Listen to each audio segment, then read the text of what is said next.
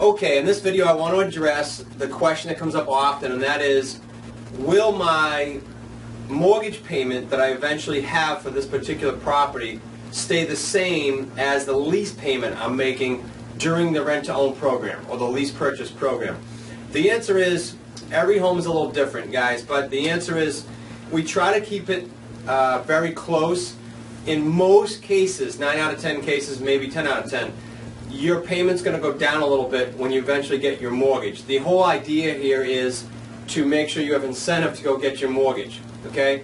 So a couple things. Other than the down payment assistance program that you can take advantage of and really hammer down some free equity and hammer down your price. Other than that, your lease payment is just a lease payment. So you already have built-in incentive to go get a mortgage with our help to get you to the finish line. Let me address the payment issue, okay, by giving you some examples. And I'm just going to use round numbers so that you can look at this yourself and not have to rely on this video eventually. But you also can go to the internet, right, guys, and you can Google mortgage calculator, free mortgage calculator. You can plug in the amount of loan you think you're going to get. You can plug in the interest rate, and you can plug in taxes, but you leave that off for now and get a bare bones mortgage amount. But if you want to just do it in your mind quickly, here's what I do. At the time of this filming, rates are extremely low. They're lower than 5%. But I'm going to use 5% as a basic formula in my mind. It's not exact. It's just what I do quickly if I'm on the phone with someone. Example, let's say you're looking at a home for $300,000 with us. And your down payment, our down payment, as you probably learned from their How Rent to Own video works, is anywhere from 3 to 10%. I've seen higher, I've seen payment plans to get you there, but the bottom line is it's 3 to 10%. So let's assume you came up with that at the beginning of the lease purchase arrangement, which is the most advantageous for you. And let's say you came up with, 6%, pretty average. So you came up with $18,000. You know what? I want to use round math, so I don't have to do this calculation. But so let's just round it off to $20,000. Okay?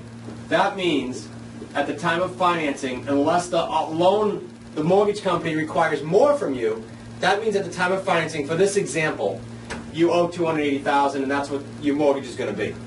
I do a simple calculation in my mind using 5% as an assumed rate. I move the decimal point over here 2 times, okay, so that's 2,800, and then I divide by 2.